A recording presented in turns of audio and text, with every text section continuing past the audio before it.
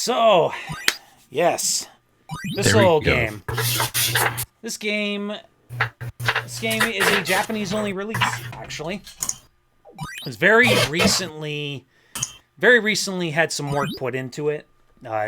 For about 2 years, this run, in fact, for even 3 years ago, there wasn't even a runner for this game. You'd think there would be some Japanese runners for it, but it turns out that there was none, and the first runner would be this person from France named Fernright, and he put some work into the game. And 2 years would pass, and he had like an 1818. You know, that would stand as the record for a good 2-3 years before my crew and Reki Wreckers decided to pick this little gem up and see what interesting stuff we could find in it. And we found a few things, and I'm gonna hopefully show them all off. Actually, before I get started here, I need to actually... Oh, actually, hang on a second. I can actually open up the chat here. Let me just quickly fix one thing up here. So just a little bit of lore on this game and manga that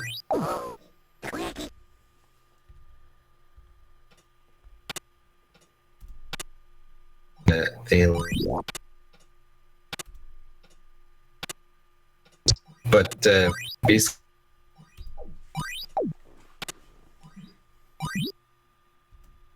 I have a hard time saying that.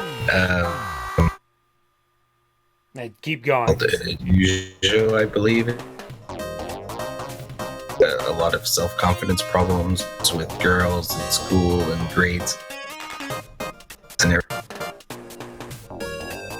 to get better with girls and stuff like that. The anime seems pretty quirky and very friendly and stuff, but you're playing as the little magician. Yeah, but I believe the anime is based off the little kid that you see on the right with the blue hair. He actually has a pretty interesting little thing, a little interesting quirk to you know, his. There's an interesting quirk to the platforming in this game. Like, he has an interesting sort of ability that is used in the name of speed, which I will get to show off very much for sure. All right, so let's not dawdle anymore. This is a fairly short game, and there's not really much of any downtime, even though there is a couple auto spoilers. So we'll get started here in 3, 2, 1, go. Good luck. Thank you.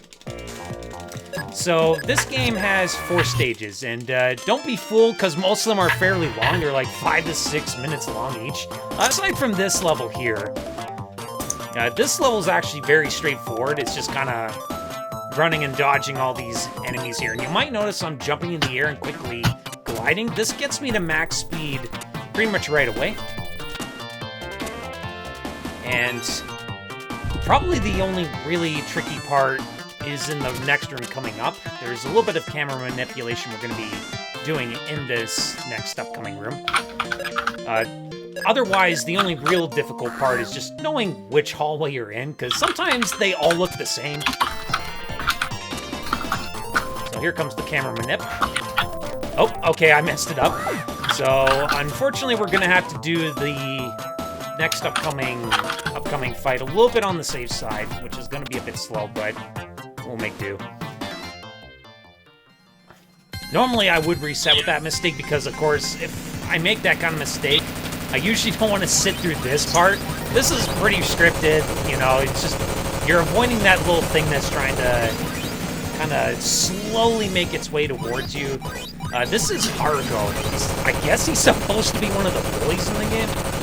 I'm not entirely sure what the lore is in this. Yeah, Haruto struggles with bullying and stuff like that, and that's one of the guys that is responsible for it. I mean, yeah, he's attacking with an attack helicopter. Isn't that a little bit more than bullying? Yeah, it's taking things to the extreme, isn't it? It's not a hospital helicopter. Well, yeah, as you can see, the special attribute for this character is he's able to glide. And that glide is kind of your main form of optimizing the movement in these respective levels. Alright, so I'm going to take that early hit.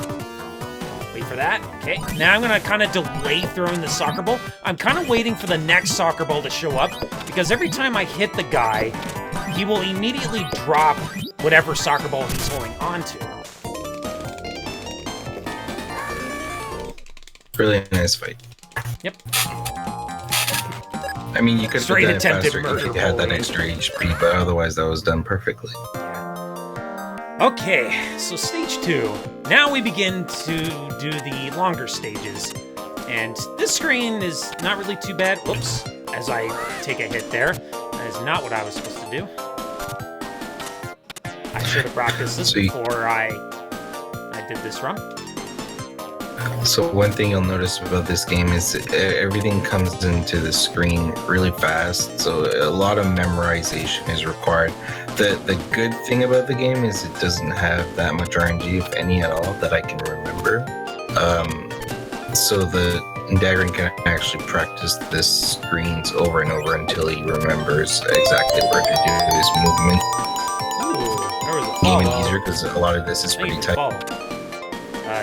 Yeah, that was SegaCrew. HRBS 567. Thank you so much. Oh, okay, we didn't get that skip. So that skip, I tried to actually zip to the end of the screen there, and it saves about 3 seconds. Not a big save. It's probably the first real glitch in the game. There's going to be a couple of those. But now we're on to the probably arguably one of the most technical parts of the run. The castle has a couple of hard to navigate rooms. That one was probably the hardest one. You see there's like these enemies and all these spikes. It's hard to kind of get through it all. And now we're gonna use the wand to get on top, or get through those walls. A lot of our new runners of this game have learned some new curse words in this castle. Yeah. Woo! There was another alert there. Thank you, Kajink87 for the host. 35 euros. Wow. Good job. Thanks so much. Welcome, Nice. people. For those of you who are just joined out and aren't really sure what's going on here, so Team is holding an event of all kinds of Sega games to celebrate the 30 years of Sega. Oh, And Can we it's do this? going on for the rest of the week. yeah, we did the Joey baby. Let's go. I had to show that off at least. Alright, so this boss is really terrible. This is probably the fight that causes most people the most trouble, aside from one other, which we will get to. It's actually a really simple fight, but it's often pretty frustrating because you can't actually see this boss since she's mostly off the screen. You have to kind of anticipate where she is. And that's kind of hard considering it's kind of hard to actually land hits on her because your wand is such a low range to actually hit. So you have to kind of be careful. We're coming up to our first clip of the game. I'm gonna see if we get it. Okay. Nice. Look at this. Fly through every one of this stuff. Shoutouts to Chubbas, he found that. So that particular strat was known, but not as fast as he was able to do it there. I think it was discovered late last night optimally. Thanks for the follow, Brother Adams. Alright, can we squeeze through here? Nice, got it. Okay. Take our time. We have 1 damage boost we gotta take. Nice, got it. Yeah, this is a very scary screen. There's all these pits I have to go through. And if I messed up any of those, that would have been death for me. Good job. Alright, so unfortunately this boss is invulnerable for most of this fight. Anytime she's charging, anytime she's doing her whatever she's doing there, throwing me against the wall with psychic powers, you can't really hit her during that. You can only hit her once she starts throwing out the projectile. And there she goes. J-Rod, 5009, thanks for the follow as well. All the follows coming in. Keep them coming. Alright, so that's stage 2. Now, we start stage 3, and this is a very difficult level. It's not going to look like it's starting off, but there's a lot of technical parts to this level. Alright, we made that. That's pretty precise. You have to wait for that tree branch to actually get his elbow up just high enough to actually make that jump. Alright, good first screen. Now, can we do this? Got the box. One thing we didn't really talk about. We got a good screen here. Take an intentional damage boost, jump over that bat. Not the most optimal jump, but we'll take it. Very important I hold on to this box, because we're coming up to the next mini-boss. Who's random, except we can kill him in one hit. So, that luck doesn't matter. And that's why we say there's no luck to this run. Nice gold split, by the way. Oh. I'll just use this auto-scroller real quick just to say that this game was made by Game Freak, who also made Pokemon. This is one of their very early titles. Yep. Yeah, Famous this game has a for lot making more ties Pokemon. than we thought. Once we found it and all the lore, like it was a lot. It's probably more popular in Japan, like the anime and everything. Yeah, so as you can see here, there's a few hazards to watch out for. You have these monkeys that throw apples. You have the monkeys that dangle down from the sky. I don't know how they're dangling from the sky. That's It's a monkey barrel. The kids that's are some playing. tech that I'd like to know. But there's also those giraffes, and the ones that go straight up as high as possible, they just sink back down. They're not a big threat. But the ones that don't, they stick around, and they can drag you off the screen, and that will kill you. And you don't want to die on the auto-scroller. It's very costly if that happens. It's very easy so for most that to happen. auto-scrollers in games allow you to take a break, but this is not one of them. It's actually fairly challenging, and if you don't pay attention for a second, you'll get hit by something. Yeah, they don't give you time to to steal glances at chat very much. And interestingly enough, the further to the right you go, the faster you can cause these spawns to occur, which can be kind of used to your advantage, so that certain cloud cycles are not going to put you in a compromised spot. So we're actually done now. There's the last giraffe, and that's the end of the auto-scroller. Alright, so now comes the climb. Wait for that enemy. This is a very technical part, too. Oh, we took a hit. Okay, we're gonna take this safe now. Throw that rock. We do have health coming up, though. I'm just gonna take the platforming safe. What makes this part really hard is all the platforms are extremely short, and he's got to keep his speed on them. So he's got to do really precise jumping and moving, and a lot of times he's got to stop, which makes him lose his speed, so he's got to grab it immediately following that. Alright, so that spell you saw was invincibility. Nice, actually kept our speed. Let's go. Nice. Yeah, so there's another mechanic to this game, which is magic. And there's 3 different spells that you can get. You pick it up from little boxes that have items. First one is invincibility. It's used mainly in this run for just that part, but you can use it anywhere, really. It doesn't last too long, though. Second is it brings up one of your friends, actually the second boss, and it's like a full screen clear, like a bomb. Third is kind of weird. It's like a straight line bomb. It does a lot of damage on bosses, and it won't be used until the final boss. The second magic is used never, because it takes a lot of time. Alright, and yeah, we're done with that. That screen's very scary. And this quick kill requires me staying on some of the last pixels on this ledge. Gonna pop the invincibility here. It's a safe strap for this guy. This guy's the hardest fight in the game. And there he goes. Doesn't look like it, but you really have to stand on that ledge. Really far off that ledge. And you go even just a slight bit too far, you will fall off. Otherwise, you got to use those seismic boulders, and it takes a long time. The timing on hitting the box is also pretty strict. It definitely needs a good rhythm. So we're back in the hometown for a little bit. You're also going to see a familiar face in this this place. You're also going to see that everybody drives the same car in here.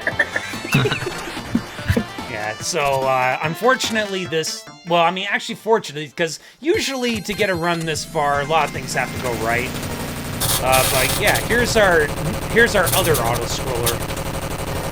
And there's... Unlike the other one, there's like literally nothing to this one. He never moves anywhere other than just straight behind you.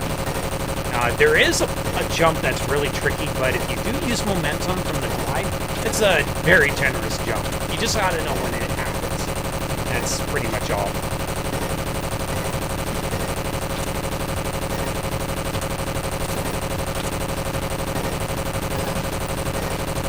But after that is going to be probably the most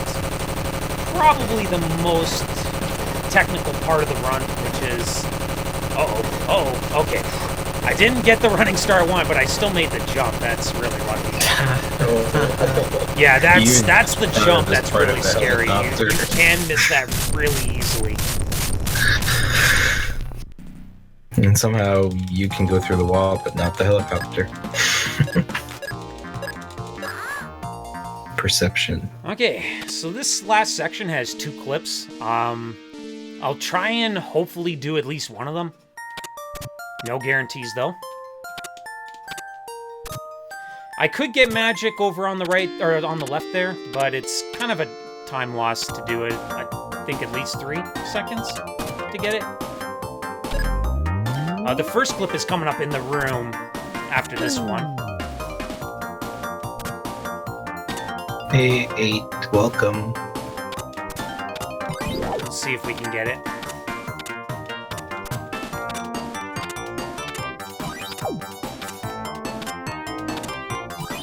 Alright, it's coming up here. I didn't get it. So you can actually clip through the clip in there and actually... I think it saves roughly about 4 or 5 seconds.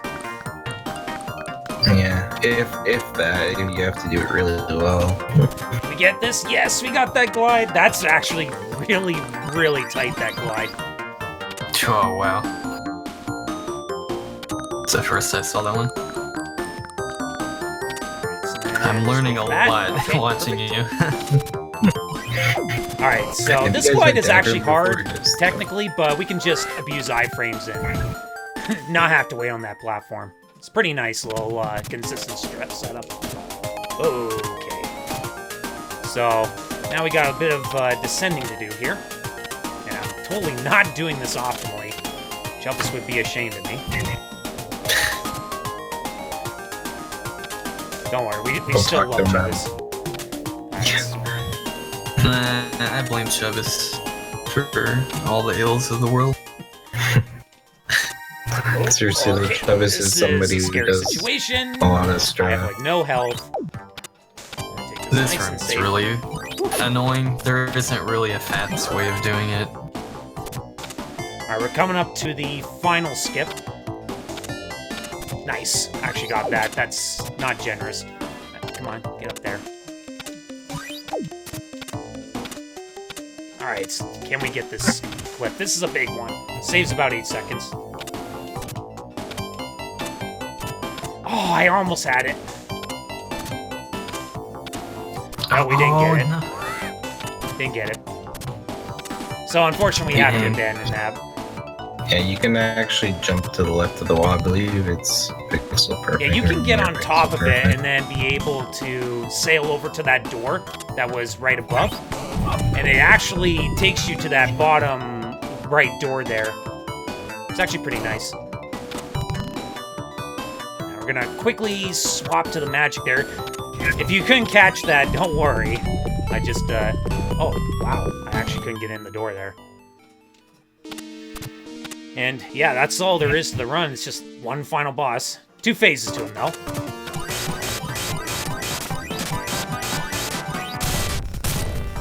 These statues just take 10 hits, I believe.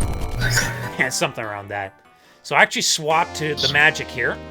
Here is the third magic here. It's the little sword. And just a few more hits, and then it'll be time.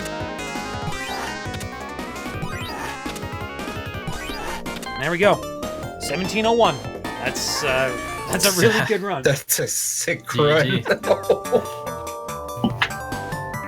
that is Magical Taruruuto-kun. A Japanese-only release for the Sega Genesis. Alright, sorry, Sega Mega Drive, because that's what it goes by in Japan. Thanks for the GGs, everyone. I guess we will get set up then. Well, actually, is there anything you all have to say? Well, I guess I'll shout out to Chubbas, since Chubbas found the majority of the really glitchy stuff in this game. Joey Baby, I'm also going to shout out to, who actually is tied with me for the record in this game. It's tied at 1645, and we're still actively trying to push the game down further. So, if you enjoyed this run, feel free to drop by any one of our channels. There's only a handful of people who are able to get a low 17 like this, or the fact that you got it in a marathon when they reset all night to try to get this. It's pretty good. Alright, so that's gonna do it for this game.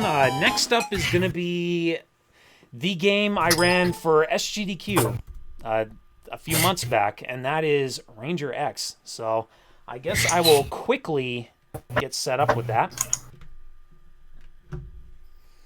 First, I have to swap my controller. I won't have much time to actually set up for this.